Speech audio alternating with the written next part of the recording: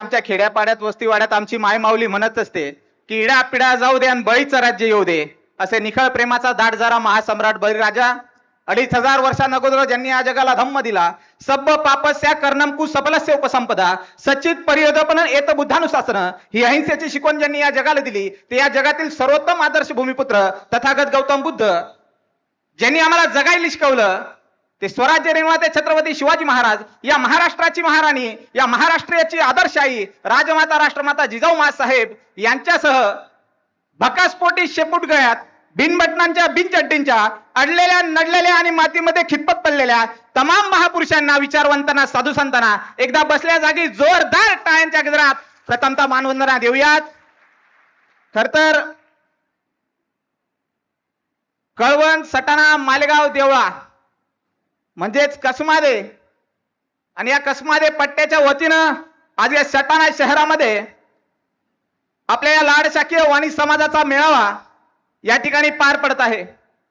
आणि या मेळाव्याच्या प्रसंगी मंचावर उपस्थित सर्व सन्माननीय समाज बांधव आणि समोर बसलेले सर्व सन्माननीय मान्यवर, हे समोर मान्यवर बसले आहेत म्हणून आपण आज या ठिकाणी स्टेजवर आहोत. त्यामुळे मंचावरील सर्व सन्माननीय समाज बांधव आणि समोर बसलेले माझे सर्व सन्माननीय मान्यवर, खर तर 40 गावचा मेळावा झाला. माझी क्लिप प्रचंड व्हायरल झाली. नसते नसते अनेकांचे फोन आले, खेड्यापासून तर मुंबईपर्यंत, डोंबिवली, कल्याण, पुणे, नागपूर पर्यंत सगळीकडून फोन आले. लोकांनी एक एक मेसेज करायला सुरुवात केली की भावेश तुझ्या भाषणात पुढचा हा मुद्दा घे, की भावेश तुझ्या भाषणात तू हा मुद्दा मांड. कसमादे पट्ट्यातल्या लोकांनी पण व्हॉट्सअपला मेसेज केले की भावेश तू आमच्या गटातटाच्या राजकारणावरती बोल, तू आमच्याकडच्या गटातटाच्या राजकारणावरती बोल, कारण या कसमादे पट्ट्यात गटातटाच्या राजकारणावर कोणीतरी परखड मत हे व्यक्त केलं पाहिजे अशी त्यांनी सूचना केली. मी म्हटलं तुमच्या राजकारणाच्या भानगडीत माझा कशाला सँडविच करता. म्हटलं ठीक आहे चला तो पण विचार करू. नंतर कोणाचा तरी फोन आला म्हणे आजकाल वैवाहिक समस्या त्याच्यावरती तू बोल. त्याला म्हटलं बाबा रे माझ्याच लग्नाला अजून वर्ष झालं नाही, त्या वैवाहिक समस्यांवर मी कसं बोलू. मरीच कोणाचा तरी फोन आला की धर्मावरती बोल. मी म्हटलं हे पण बरोबर आहे, धर्मावरती पण बोलेल. खर तर तत्वज्ञानी माणसांनी तत्व सांगावेत, विचारवंतांनी विचार सांगावेत, कीर्तन करणाऱ्या समाज प्रबोधनकारांनी प्रबोधन करावं, साधू संतांनी उपदेश द्यावे. पण या झोपलेल्या समाजाला एखाद्या विवेक धामनेने किंवा एखाद्या भावेश कोटावने त्याच्या मतातून जागा करावं, हे मत मांडण्यासाठी खऱ्या अर्थाने मी आज आपल्या सर्वांसमोर उभा आहे. खर तर आपण अनेक गोष्टी बघितल्यात, अनेकांनी अनेक मुद्दे मांडलेत. वेगळे मुद्दे मांडण्याची आजकाल गरज नाहीये. एक ठराव या ठिकाणी बापूसाहेब मांडण्यात आला, कदाचित तो तुम्हाला योग्य वाटत असेल, पण त्या ठरावाला माझा वैयक्तिक विरोध आहे. तो ठराव असा होता राजकीय की यापुढे समाजामध्ये आपल्या माणसाच्या विरुद्ध आपला माणूस उभा राहता कामा नये, असा ठराव तुम्ही कॅन्सल करा. याचं कारण असं आहे की काही ठिकाणी राजकीय परिस्थिती अशी असते की त्या ठिकाणी आपल्या माणसाच्या समोर आपलाच माणूस उभा राहिला पाहिजे, तरच आपल्या वाणी समाजाला प्रतिनिधित्व मिळतं. ही गोष्ट राजकीय छोटी नाहीये, ही आपण अगोदर डोळ्यासमोर घेतली पाहिजे. आमच्याकडे एक वार्ड आहे, आमच्या गावची काही मंडळी मागे बसली आहेत. प्रभाग क्रमांक 3 नेहमी भूषण ब्राह्मणकर यांच्या विरुद्ध भारतीय जनता पक्षाचा एक वाणी उभा राहतो. या दोन वाणींमधून एक वाणी निवडून येतो. तर यांच्या विरुद्ध एका वाणी विरुद्ध आदर समाजाचा माणूस उभा राहिला तर आपला वाणी कधीच निवडून येणार नाही. ही वस्तुस्थिती आहे. तसंच मार्केटला आहे, तसंच या ठिकाणी जर आपण बघितलं छोट्या संस्था आहेत, पतपेढे आहेत, तुमच्या बँका आहेत, या बँकांमध्ये वाणी समाजाचं मतदान निर्णायक असतं, या पतपेढ्यांमध्ये निर्णायक असतं, या शैक्षणिक संस्थांमध्ये आपलं मतदान निर्णायक असतं. पण वाणी विरुद्ध जर दुसऱ्या समाजाचा माणूस उभा राहिला तर आपला वाणी माणूस निवडून येण्याचे चान्सेस मात्र कमी होतात. ही पण वस्तुस्थिती आपण डोळ्यासमोर घेतली पाहिजे. त्यामुळे हा राजकीय ठरावावर आपण कुठेतरी एक विश्लेषण करत असताना या ठिकाणी सगळ्यांनी जर काय वाजवले असतील तर याच्यावर आपण पुन्हा एकदा जाचून हे सगळं घेतलं पाहिजे, मोजून मापून घेतलं पाहिजे. खर तर अण्णांनी सांगितलं की एक खुशखबर. अनेकांनी विचारलं की 40 गावाच्या मेळाव्यातून फलित काय झालं. ए बाबा स्क्रीनवाला भाऊ दाखव रे ते पत्र लाव. पत्र आहे एकनाथराव शिंदे साहेबांना दिलेलं आहे. आमदार मंगेश रमेश चव्हाण यांची राज्यातील लाडशाखीय वाणी समाजासाठी 16 कुलस्वामी मंडळ स्थापन करणे आणि त्या कोपऱ्यात मुख्यमंत्र्यांची सही आहे आणि वर लिहिलेलं आहे सचिव साहेबांना की तात्काळ महामंडळ स्थापण्याची कार्यवाही करावी. मी तुम्हाला सांगतो, आपल्या समाजाला ओबीसी आरक्षण जसं तात्या तुम्ही म्हणले तुमचे सूत्र आहे, पण तुमचे सूत्र कदाचित जी 24 तास वाले नाहीये, ते एक पाऊल पुढे नाहीये, एक पाऊल मागे आहे. त्याच्यामुळे तात्या तुम्हाला सांगतो, हे जरी पत्र प्रस्ताव सादर करण्याच्या सूचना असल्यात, तुम्ही फक्त या आमच्या सारख्या तरुणांना, जे हे लोक आहेत ना बसलेली, प्रवीणजी यांनी सगळ्यांनी जे आम्ही ही साथ देतोय तुम्हाला, या साध्याला प्रतिसाद तुम्ही लोकांनी द्या. अरे एकदा विश्वास द्या या सरकारमध्ये, नाहीतर पुढच्या सरकारमध्ये, सरकार कोणाचंही येऊ, अरे आमच्या बापात हिंमत आहे. आमच्या बापाने आम्हाला सांगितलंय पोराने लढ, अरे मुंबईच्या मैदानावर जाऊन उपोषण करू, पण कोणतंही सरकार असेल त्याला सांगू की आमच्या समाजाच्या विकासासाठी आमचा समाज प्रबळ झाला पाहिजे, याच्यासाठी 16 कुलस्वामिनी विकास आर्थिक विकास महामंडळ आमच्या समाजाला मिळालं पाहिजे, याच्यासाठी संघर्ष करण्याची तयारी आम्हा तरुणांची आहे. आम्हाला साथ पाहिजे, ते फक्त तुमच्या सर्वांची पाहिजे. खऱ्या अर्थाने एक मुद्दा उपस्थित झाला की म्हणे आपल्याला समाज एकत्र करायचा आहे, समाज एकत्र करायचा आहे. मी विनम्रपणे एक गोष्ट नमूद करेल, हा समाज विखुरलेला नाहीये, आज समोर बसलेला समाज सगळा एकत्र आहे. अरे तुम्ही हात दिली की हा समाज जमतो.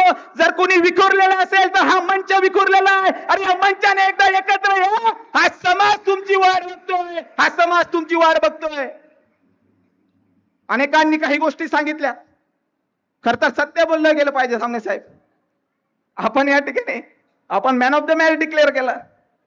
मी म्हणलं मी मॅन ऑफ द मॅच नाही झालो तरी चालेल, पण या मेळाव्याचा फिनिशर मात्र महेंद्रसिंग धोनी सारखा आपल्याला व्हायचं. याचं कारण असं आहे की येणारा काळ आमच्याकडे ओघानं बघतोय. या ठिकाणी वैवाहिक समस्यांवर अनेकांनी मतं मांडलीत.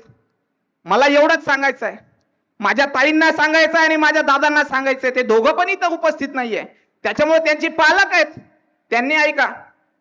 माझ्या या बापांना विनंती आहे आणि माझ्या आयांना विनंती आहे, घरी जाऊन आपल्या खेड्यातल्या पोराला सांगा, बेटा रे एकदम तब्येत बनव, 6 पॅक बनव, 6 पॅक. इंस्टाग्रामला व्हायरल हो, इंस्टाग्रामला. अरे पट्टील ना आमच्या समाजाच्या पोरी तुझ्याकडून, तू एकदा समाजापुढे ये, तुझं कर्तृत्व दाखव, उच्च शिक्षण घे. MCS झालाय आमचे साहेब, त्यांनी सांगितलं मी काही होऊ शकलो नाही तर आमदाराचा पीए झालो. आमदाराचा पीए हो, खासदाराचा हो, नाही तर MPSC UPSC कर, पुढे ये. अरे या पुण्या मुंबई वाल्यांमध्ये असं काय ठेवलंय?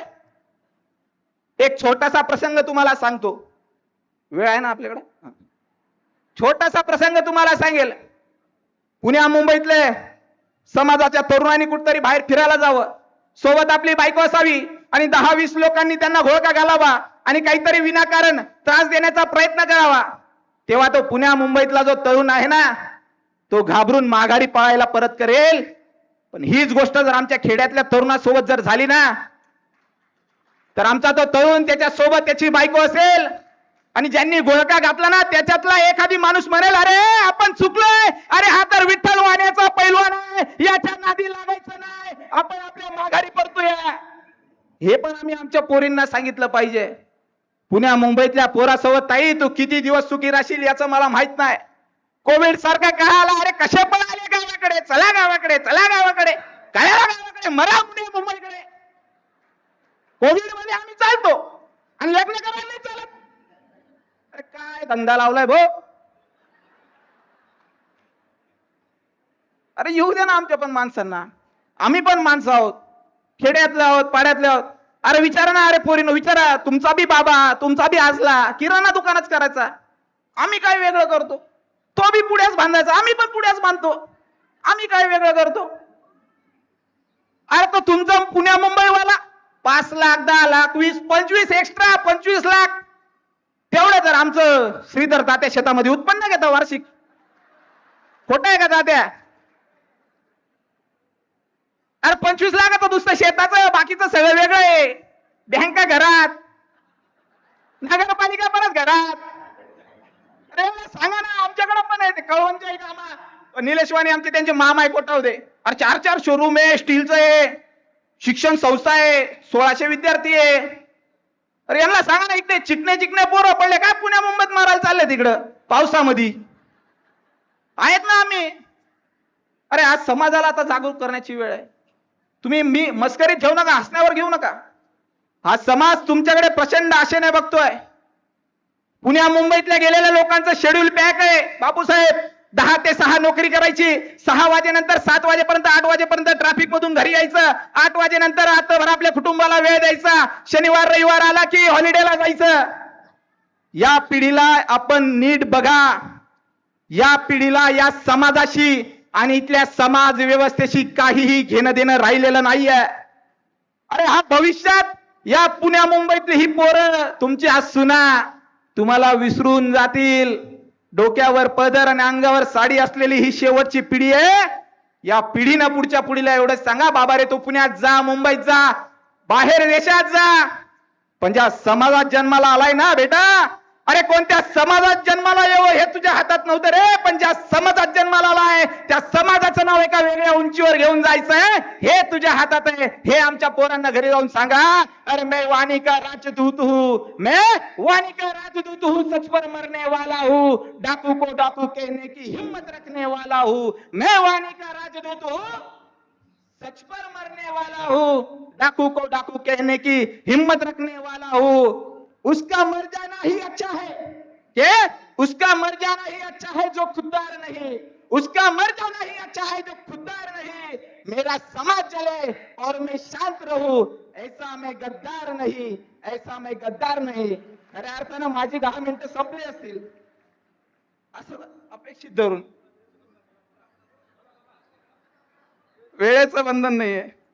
आपण सगळ्यांनी या ठिकाणी ऐकून घेतलं.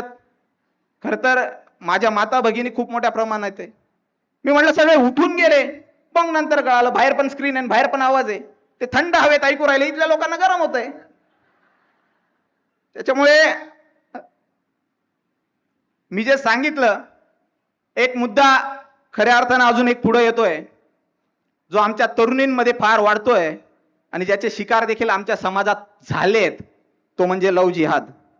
या मुद्द्यावर बापूसाहेब कोणी बोलणार नाही, या मुद्द्यावर कोणी बोलणार नाही, पण ही वस्तुस्थिती आहे. वेळीच जर आमच्या तरुणींना, आमच्या मुलींना आम्ही जर कंट्रोल मध्ये ठेवलं नाही ना, खर तर मी पहिलेच सांगितलं की मी तत्वज्ञानी नाहीये, मी तत्व मांडणार नाही, मी विचारवंत नाही, मी विचार मांडणार नाही, पण मी आज समाजाचा एक जागरूक घटक आहे म्हणून मी मत मांडणार आहे.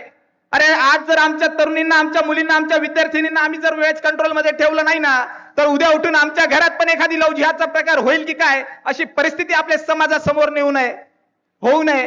हे सर्वांनी या ठिकाणी घेऊन जा. या मेळाव्याच्या माध्यमातून एवढे होऊन जा की येणाऱ्या काळात जिथे जिथे लाड शाखेव आणि समाजाचं पाऊल पुढे पडेल तिथं तिथं समाजाच्या सोबत उभं राहू. गटातटाचं राजकारण आम्ही आमच्या पुढं या ठिकाणी करू. खरं तर आपल्या पण काही लोकांचं चुकतं. एखादा माणूस समाजात जो असा असतो जो हुरवणारी असतो, त्याला समाजासाठी काहीतरी करायचं असतं, मग तो काहीतरी करायला निघाला का आमचीच लोक म्हणतात जास्त शहाण आहे, त्यालाच सगळं कळतं का. अरे करतोय तर त्याला करू द्या ना. एखादा माणूस जर करतोय तर त्याला करू द्या, त्याला सोबत द्या. अरे जसा दहीहंडीचा सण येतो, अरे मला एवढंच या समाजाच्या या मेळाव्याच्या माध्यमातून सांगायचं आहे की कोणताही माणूस या ठिकाणी पायात पाय अडकून मोठा होणार नाही. कोणताही समाजाचा माणूस आपल्या समाजाच्या माणसाच्या पायात पाय अडकून मोठा होणार नाही. तोच माणूस मोठा होईल जो आपला खांदा देऊन इतरांना वर जायला मदत देईल आणि सांगेल बाबा तू वर चढ, आम्ही आहोत तुझ्या सोबत. हे सांगणारी माणसं मोठं करतील. एवढंच आपण या मेळाव्याच्या माध्यमातून घेऊन जा. खरं तर अनेकांना आपण 2 वाजेचा टाइम होता, मान्यवरांना येते 4 वाजलं. बापूसाहेब मान्यवरांना लय शिव्या घालतात लोक, आपल्याला लय गोड वाटतं इथं बसायला, पण मी तुम्हाला सांगतो कारण मी पण इथंच बसायचो, आत्ताही खुर्ची भेटली. जेवढा उशीर झाला की तेवढ्या शिव्या. पण आम्हाला पण आपण समजून घ्या, आम्ही काय मुद्दाम उशीर करत नाही. आम्ही पण थोडी स्वार्थी लोक आहोत. आम्ही पण बघतो गर्दी जमली का, 4 फोन लावतो गर्दी जमली का, आणि मग गर्दी जमली का मग आम्ही येतो हळूहळू. तर बापूसाहेब आपल्या माध्यमातून हा समाज आपल्याकडे आशेच्या दृष्टिकोनातून बघतोय. प्रवीणजींनी सांगितलं, समईचं उदाहरण सगळ्यांनी लक्षात घ्या. प्रत्येक जण या समाजाचा नेता होऊ शकत नाही, प्रत्येक जण या समाजाचा नेता होऊ शकत नाही, ही जरी वास्तविकता असली. समईचं उदाहरण आम्हाला समय एवढंच सांगते की एखाद्यानं समय व्हावं, एखाद्यानं तेल व्हावं, एखाद्याने ज्योत व्हावी आणि एखाद्यानं ज्वाला होऊन या समाजाला प्रकाशित करावं, एवढं बोलतो. आणि सगळ्यांनी आपले दोघंही हात वर करून या ठिकाणी या विठ्ठलाला, पांडुरंगाला हात वर करा. ज्याला ज्याला असतील त्यांनी करा, ज्याला नसतील त्यांनी नका करू, मोकळे. या समाजाला, या विठ्ठलाला कोणतरी म्हणलं की आपल्या समाजाला नजर लागली आहे, मी त्या विठ्ठलाला एवढीच मागणी करेल की हे पांडुरंगा, आमच्या या कपाळावरच्या नशिबावरती तू रेष ओढ आणि या कपाळ आमच्या या समाजाला लागलेलं ग्रहण तू दूर कर. एवढंच मागून बोला भारत माता की जय. भारत माता की जय. सनातन वैदिक हिंदू धर्म की जय. बोला जय श्रीराम. जय जय जय जय श्रीराम. जय जय. धन्यवाद. जय हिंद. जय महाराष्ट्र.